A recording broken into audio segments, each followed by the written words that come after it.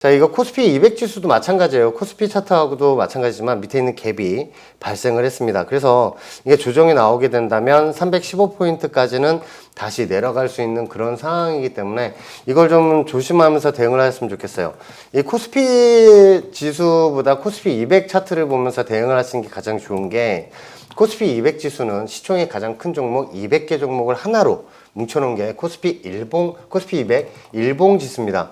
자, 밑에 물론 그 갭을 매끄러 내려오기까지 시간이 좀 걸리겠지만, 제가 여러분 코스피 지수 지수 관련주들 매수하시는 분들 5분봉 10분봉으로 매매를 하시면 계속 매수를 볼 수밖에 없거든요. 근데 일봉으로 보게 되시면 밑에 있는 코스피 200 지수도 밑에 갭자리가 만들어졌기 때문에 언제든지 조정이 나올 수 있다는 생각으로 좀 비중을 좀 줄이면서 대응을 하시는 게 어떨까 합니다. 네.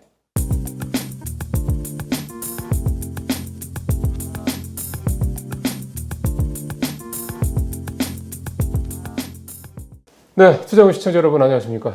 되게 오랜만에 같이 하게 되는 것 같습니다. 우리 주태영 전문가 되게 오랜만에 보셨습니다. 어서 오십시오. 네, 안녕하십니까. 예, 요즘 어떠세요? 네, 요즘 뭐 장 보면서 수익 많이 들으려고 노력을 하고 있고 수익도 많이 들이고 있죠. 그러니까 위에 있는 저항선을 지금 코스피 지수 같은 경우는 저항선 찍고 내려오고 있어서 네. 좀 큰 종목들은 좀 조정이 크게 나오면 그런 라인에서 또 매수를 한번 드리려고 합니다. 그러니까요. 네. 그러니까 어차피 우리 주태영 전문가하고 저희가 이 종목 얘기를 할 때 뭐 주로 이제 큰 종목들 중심으로 하긴 합니다만, 이게 이제 지금 핫한 종목들보다는 지지선, 저항선 요거를 잘 살펴서 크게 적어도 한 30-40% 이상의 수익을 좀 낼 수 있는 그런 종목 위주로 가다 보니까 좀 이제 급하게 뭐 아주 한 일주일 안에 이렇게 막 수익을 이렇게 내시는 걸 좋아하시는 분들은 좀 안 맞으실 수도 있어요. 근데 저희 같은 방식도 있다. 그래서 해보니 괜찮더라라는 거 자신 있게 말씀을 드립니다. 자, 오늘 일단 저희가 1, 2부로 나눠서요. 1부에서는 시장 점검을 좀 해보겠습니다. 지금 굉장히 이게 사실 이 얘기를 4월달 뭐부터 계속 하는 것 같은데, 난이도가 높은 시장. 그러니까 일반 개인 투자자분들이 수익을 내기가 참 어려운 시장 상황이 계속되고 있다 말씀을 드리고 있는데 여전하고요.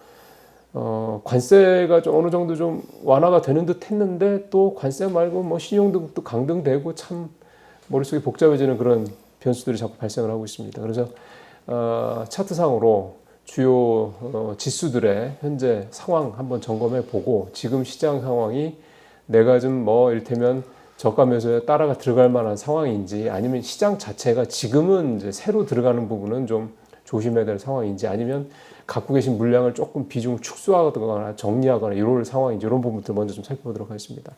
일단 미국 시장부터 좀 보죠. 네네. 자, 다우 지수 차트를 볼 때 우리가 가장 보는 이유 자체가, 다우 지수가 올라가게 된다면 코스피 지수 같이 이제 상승이 나오는 그런 이유 때문에 네. 다우 지수를 이제 지표로 보면서 대응을 하게 됩니다. 자, 현재 상황을 보게 된다면 지금 W자 역헤드 숄더 오른쪽 어깨 구간을 형성을 하고 있어요. 자, 이게 W자 역헤드 숄더 어떻게 그린지 한번 보여드릴게요. 요 라인에서는 제가 한번 지수 조정이 나올 거라고 말씀을 드렸던 그 라인들인데, 이쪽 저항선에서부터 내려와서 지금 역헤드 숄더 8라인을 만든 거예요. 그리고 왼쪽 어깨를 지나간 후에 밑에 있는 지지선에서 W자 반등으로 올라온 그런 상황이에요. 자, 이 상황에서 오른쪽 어깨 구간을 진행을 하고 있는데, 어깨 구간을 다 진행을 하게 되면 위에 있는 45,000포인트까지 다시 올라가게 되는 그런 상황이 펼쳐질 겁니다. 하지만 우리가 여기에서 우리가 어떤 거를 살펴보면서 대응을 해야 되냐면, 이 W자 역헤드 숄더 오른쪽 어깨 구간이라고 제가 말씀을 드렸는데, 네. 어깨 상단 구간이 이 43,000포인트고요. 그리고 어깨 하단 구간이 41,000포인트입니다. 자, 이 어깨 상단 구간과 하단 구간을 서로 이제 교차를 하면서 이 라인에서 어깨 상단하고 하단 구간을 만들고 난 후에 반등이 나오게 되는데, 저 어깨 상단 구간을 먼저 올라오게 된 그런 상황이니까 요 점을 좀 살펴보면서 대응을 해야 되고요. 바로 뚫게 된다면 위로 45,000포인트까지 다시 올라갈 수 있는 그런 상황이 펼쳐지겠지만, 지금 코스피 지수하고 같이 보게 된다면 코스피 지수는 지금 저항대의 역할이 저항대에 와 있기 때문에 한번 조정이 나오게 된다면 다시 다우지수는 41,000포인트까지 다시 조정이 나올 수 있다는 점을 생각을 하면서 대응을 해야겠습니다. 자, 이 나스닥 지수도 한번 살펴보게 되면 마찬가지 역헤드앤 숄더를 그리고 있는 상황인데, 자, 지금 이 상황에서 우리가 이제 뭐를 살펴봐야 되냐면 과거의 저항대가 어디에서 형성이 되어 있는지 그것도 알고 대응을 하면 참 좋겠어요. 왜냐면 요 라인들 제가 한번 보여드리면 찍을 때마다 계속 조정이 나왔던 그 라인들인데 이걸 그대로 연결을 하게 되면 위에는 2만 포인트 정도 조금 안 되는 곳에서 지금 찍고 나서 다시 조정이 나올 수 있다는 게 지금 보이실 거예요. 다우지수하고 마찬가지로 W자 역헤드앤 숄더를 지금 오른쪽 어깨 구간을 진행한 후에 지금 8라인을 진행한 중입니다. 네. 그래서 위에는 그 2만 포인트 라인에서 한번 찍고 나서 조정이 나오게 된다면 여기에선 또 다시 M자형으로 내려오게 되는 그런 상황이 펼쳐질 수가 있으니까, 자, 지금 저항대 위치에 다 와 있는 상황이니까 좀 조심하면서 그러게요. 대응을 했으면 좋겠습니다. 나스닥이 최근에 좀 더 강하긴 했어요. 관세 미중 간의 관세 합의가 진행되는 과정에서 나스닥이 상당히 좀 강하게 연일 올라왔던 측면이 있기 때문에 좀 숨고르기에 들어갈 가능성이 있는데, 이제 M자라고 그러면은 이게 낙폭이 좀 클 수도 있는 거예요? 아니면은 이번에 낙폭이 좀 떨어지더라도 좀 제한적으로 보시는 거예요? 제가 계속 그 말씀을 드릴 때 이 역헤드앤 숄더를 8라인을 만들고 나서 제일 많이 만드는 게 헤드앤 숄더거든요. 그렇죠. 그럼 이 헤드앤 숄더를 그리고 나서 조정이 나오게 된다면 다시 18,000포인트 아래로도 내려갈 수 있는 그런 상황이 펼쳐지기 때문에 우리는 이 점을 좀 조심을 해야 됩니다. 그리고 다우지수하고 나스닥 지수하고 밑에 갭을 하나 만들어 놨어요. 그 갭을 다시 메꾸러 갈 수 있는 그런 상황이 펼쳐지게 된다면 나중에 지수 조정이 좀 더 세게 나와서 16,000포인트까지 다시 내려갈 수 있는 상황이 펼쳐지니까 그 점을 우리는 생각을 하면서 이제 대응을 해야 되는 그런 시점에 와 있습니다. 16,000까지 떨어지시다 그러면 낙폭이 꽤 큰 거네요. 네, 맞습니다. 지금 코스피 지수도 밑에 있는 그 갭을 큰 자리를 하나 만들어 놨거든요. 네. 그것도 같이 이제 보면서 말씀을 드리면 되게 좋을 것 같아요. 코스피 얘기 마저 그럼 가볼까요? 네. 자, 코스피 차트를 보게 되면 우리가 가장 중요시 여기는 게 이제 지금 이 상황에서 보게 된다면 위에 있는 저항대에 와 있는 상황이고, 제가 그 갭이 하나 만들었다고 말씀을 드렸는데 이 갭입니다.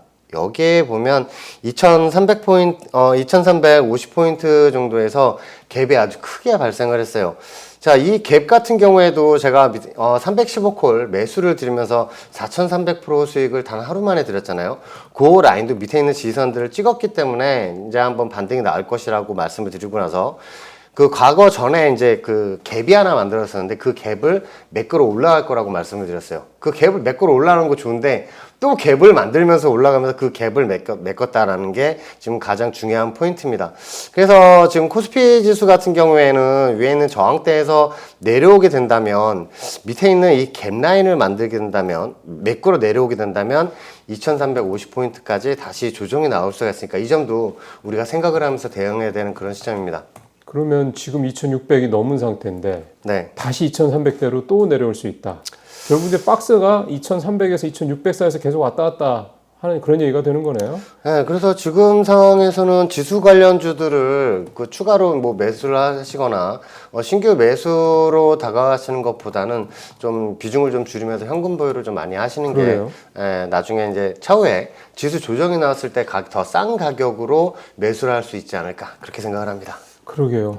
워렌 버핏처럼 현금을 좀 늘려야 될 타임이다. 그러니까 지금 갖고 계신 분들 같은 경우는 아직은 2,600선대 좀 버티고 있는 상황이니까 비중을 조금 줄여서 현금을 좀 확보를 하시는 게 필요하지 않겠느냐 생각이 좀 드네요. 특히 최근에 좀 급하게 반등했던 예를 들어서 전력 설비라든가 원전 관련주라든가 뭐 엔터주라든가 화장품주 같은 이런 것 같은 경우들은 한번 좀 좀 2,600선 지킬 때, 요때 좀, 지금 뭐 주가가 좀 오른다고 치더라도 좀 물량을 좀, 이를테면 뭐 50% 정도 줄여서 어느 정도 수익을 확보를 한다든가 이런 식으로 하시는 게 나중에 그렇게 해서 현금을 확보한 다음에 나중에 다시 2,300선대까지 내려가 다시 또 반등을 할 때, 그때 추가로 물량을 늘리시는 이런 방식으로 이게 사실 말은 쉬운데요. 네. 쉽지 않아요. 저도 사실은 주택형 정보라 이거 얘기를 하면서 열심히 보는데 이게 딱 그때쯤 오면 마음이 이제 딱 사야 되겠구만. 이성적으로 생각이 들어도요. 이게 딱 사는 게 쉽지 않더라고요. 그러니까 또 팔 때도 마찬가지입니다. 그 뭐 그래서 주식시장은 뭐 주식은 파는 게 더 어렵다라기도 하는 것 같긴 한데 어쨌든 지금 상황에서 더 올라올 것 같은데 왜 팔아라고 생각하시는 분들이 많으실 건데요. 한번 전략적으로 좀 판단을 좀 하셔야 될 시간이 온 것 같습니다. 자, 그러면 이제 우리 주 전문가의 또 전공이죠. 선물 옵션 쪽과 관련돼서 코스피 200도 한번 보죠. 자, 이 코스피 200을 보면 딱 지금 현재 상황에서 그림만 보면 위에 있는 저항대에서도 지금 내려오고 있지만 우리가 살펴봐야 되는 게 지금 단기 급등이 나오면서 우리 지금 헤드앤숄더 머리 라인을 만들고 있어요. 자, 요게 가장 걱정이 됩니다. 자, 반등이 나와서 320포인트에서 지금 반등이 나와서 340까지 이 진행을 하면서 도치를 만들면서 왼쪽 어깨 구간을 진행을 했어요.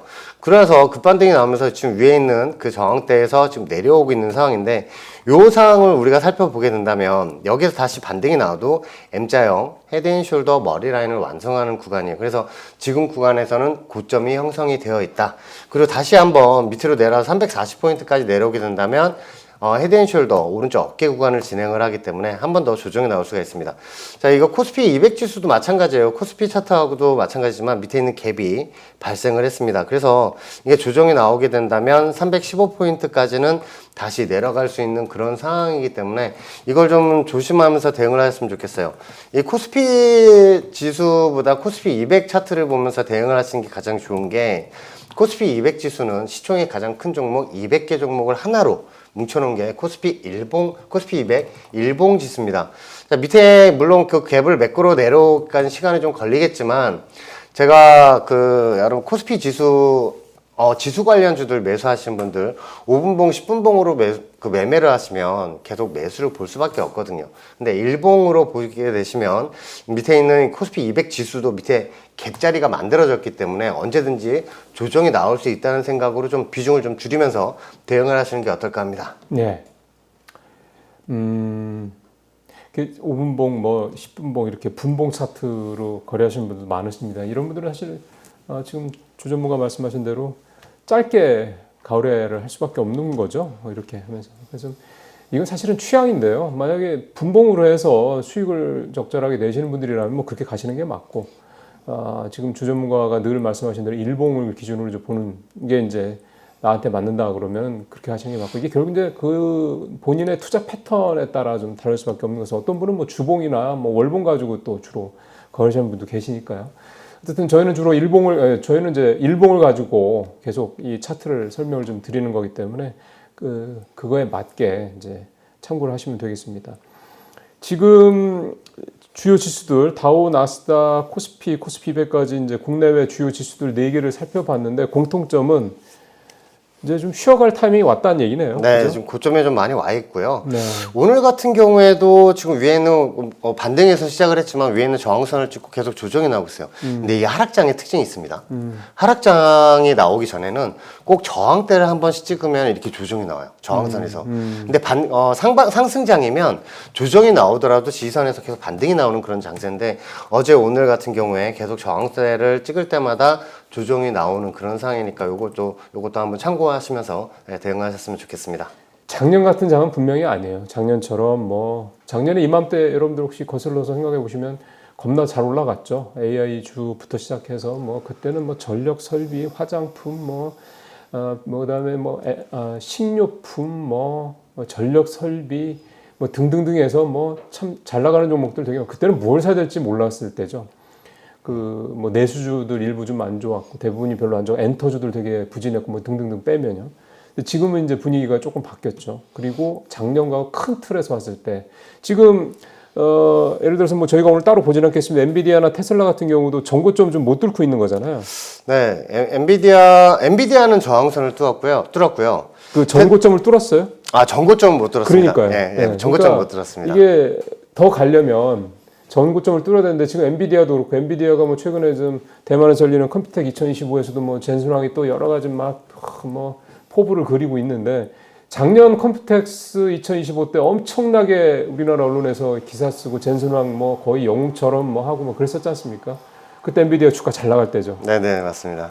그때만큼 엔비디아가 좀 못 가고 있다라는 거거든요. 그 얘기는 뭐냐면 대세 상승장이라는 게 작년 같은 분위기는 아니라는 거고요. 그래서 지금은 기본적으로 이제 하락장, 작년 고점 이후로 좀 하락장이라는 건데 이게 그 사이에 이제 반등을 이제 잠깐 주긴 하는 거고 거기에 우리가 현혹돼서 다시 작년 같은 대세상장으로 간다 이렇게 생각하시고 접근하시면 조금 위험할 수 있다라는 그래서 이제 포트폴리오를 잘 조정을 하셔야 되고 그 다음에 지금도 주전문가가 계속 조언을 하고 계십니다만 좀 신중하게 접근할 필요가 있다. 예, 그렇게 말씀 좀 드리겠습니다. 자, 그러면 이제 1부 여기서 이제 시장 얘기 마치고요. 2부에서 이제 종목들 점검을 좀 해보도록 하겠습니다.